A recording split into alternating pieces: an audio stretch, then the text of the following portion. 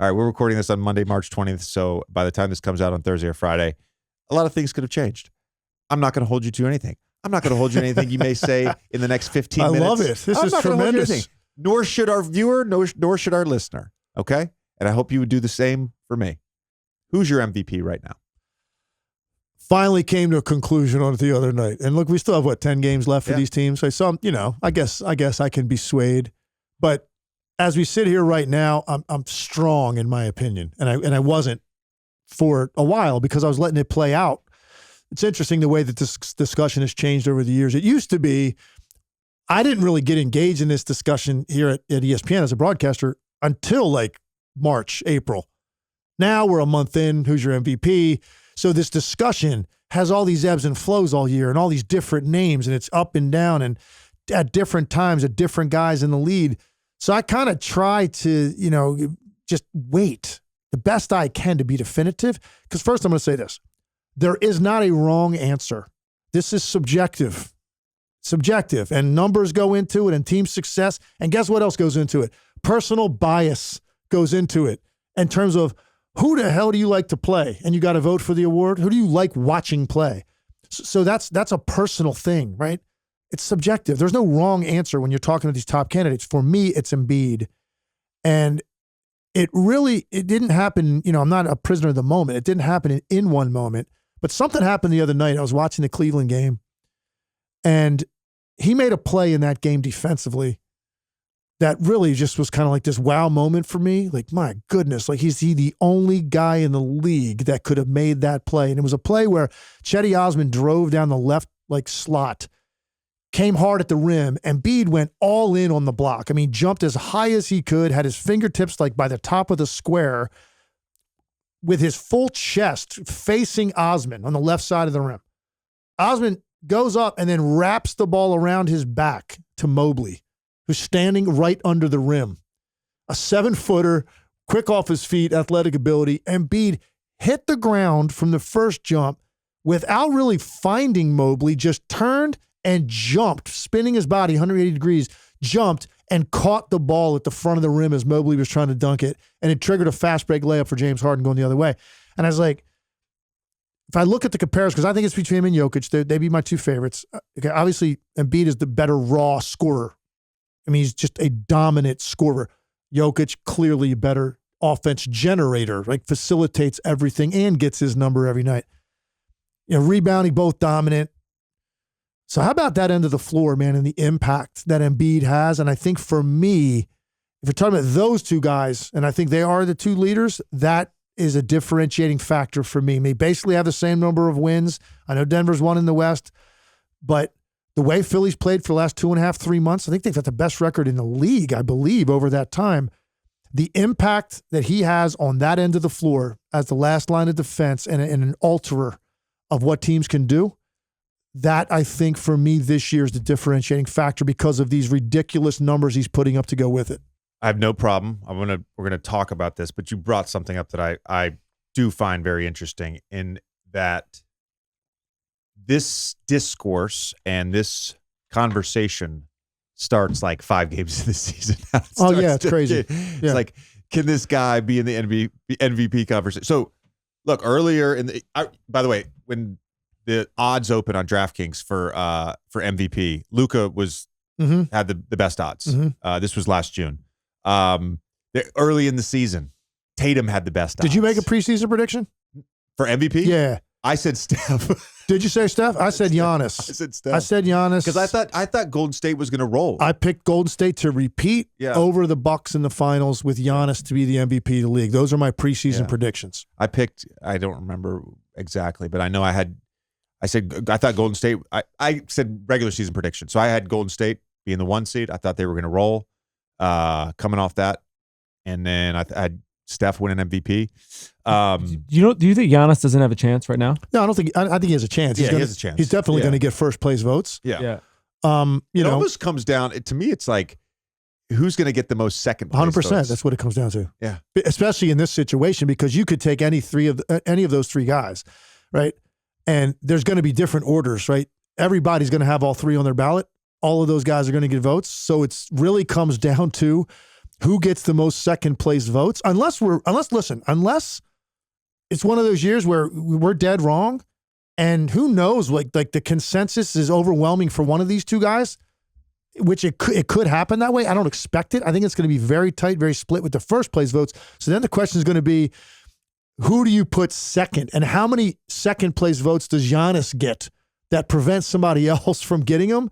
That ultimately, when you do the math, hands it to one of these two guys at the top. I just had this revelation. I really did. Because I'm serious. I was thinking about this. Part of the conversation is just these changing odds. I remember there was a time for like 33 games where it was like Kevin Durant. Definitely may win MVP. Definitely 25-8 over a 33-game stretch. Tatum had a long stretch where it looked like him. I mean, Jokic on December 1st was at plus 2,500. By February 1st, in 2 months, he was the odds-on favorite at minus 380. Right now, we're 6 weeks later. Joel Embiid is the odds-on favorite. Tommy, next year we're making a pledge. No, we are. We're not going to have an MVP conversation on this podcast until March 1st. March 1st, I think, is right. We're going to wait till March 1st. That sounds like a good day. I think that's healthy. And if ESPN tries to make me engage in this, I'm going to abstain. You know what the problem is? But this is part of the thing with this discussion, I think, is games played. Mm-hmm. It's 100% the reason Jokic won in 21. That was the 72-game season. Jokic played 72 games. Joel played 51. Right? Their teams were 2 games apart in terms of the win-loss column. Phillies had a better record, and Joel, when he was on the floor or on the court for the games he did play, winning percentage was better than Jokic's winning percentage. Didn't play enough games, and I think that has to get factored into this. Yeah, like the NBA is talking about having a minimum games played requirement for end of season awards, and maybe the individual awards, the number's a little different from all NBA. I think it should be, probably. But I do think the requirement for... Do you think it should be, 70? Or do you think 65? Or what would that number 65 be? 65 is realistic. Okay. 65-ish. And I think it's 60 for all NBA. Is Embiid getting to 65 this year? Giannis has played in 56 of 71 games. So 56 plus, what's he got left? He's got 11 games left, so he he'll could get to 60, there if he plays. 67. Yeah, right around there. Embiid's got to play in 8 more. He's got 12 left. Jokic has played in 64 of 72. I think that matters. I don't think that's the only thing. Agreed. I'm not completely. I agree with you.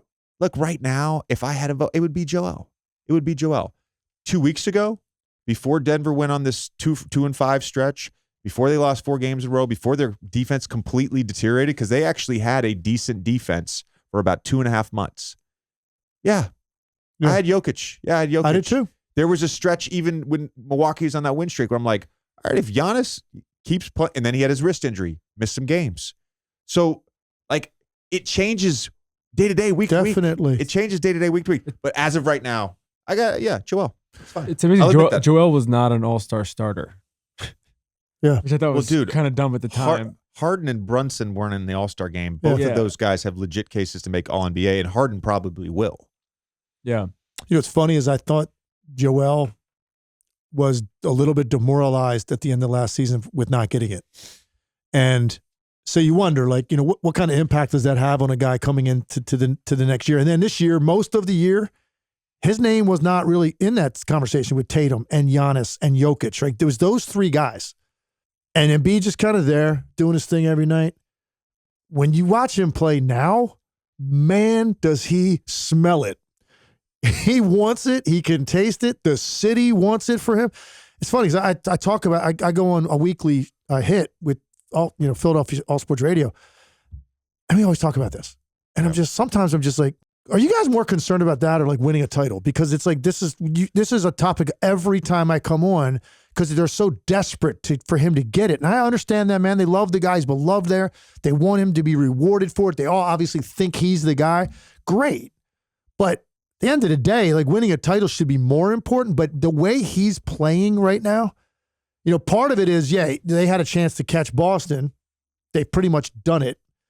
So they've got a chance to finish 2 now, and I think that's part of it. But I also think part of it is the chatter he's hearing every day. And right now, he feels like they are 50 yards from the finish of a mile race, and he's got a lead, and he's trying to sprint through the tape. Because I thought last year he might have got run down in the home stretch a little bit, because I thought he had control of the award at one point and then didn't get it. And he got hurt for a little bit of a stretch.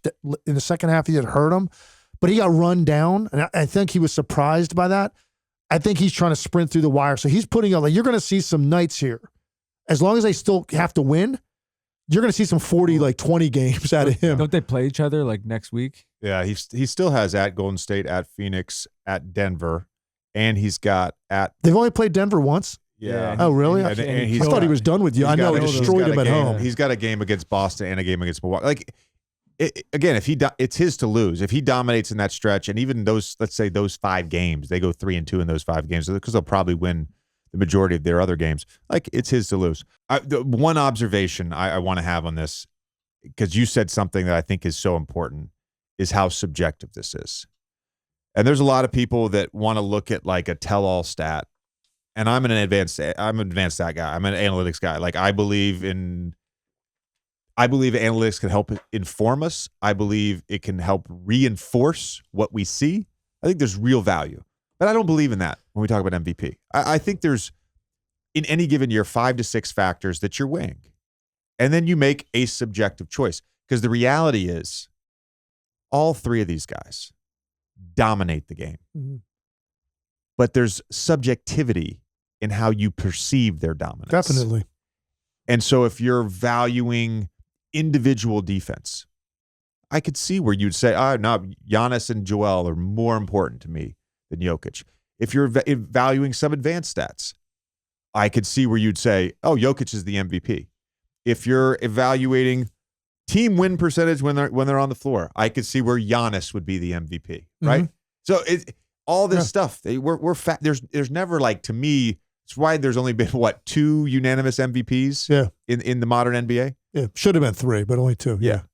Shaq. Yeah, I missed agree it by that. 1 vote. I agree with that. So, yeah, you're right. That's why I said in the beginning, there's no wrong answer. Just make your case intelligently and articulate it any way you want, and you're not wrong, because there is that final component.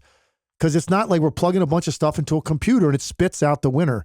These are human beings writing a name on a ballot, and there's who knows ultimately what the final thing is that determines it for you. The biggest tournament in college basketball is underway, and the action is just getting started on DraftKings Sportsbook. DraftKings will be featuring parlays and odds boosts all tournament long, so be sure to check the DraftKings Sportsbook app every day to see what they have in store. Download the DraftKings Sportsbook app now and sign up with code JJ. Right now, new customers can bet $5 on any pregame moneyline bet and get $150 in bonus bets if your team wins. Only at DraftKings Sportsbook with code JJ. Minimum age and eligibility restrictions apply. See show notes for details.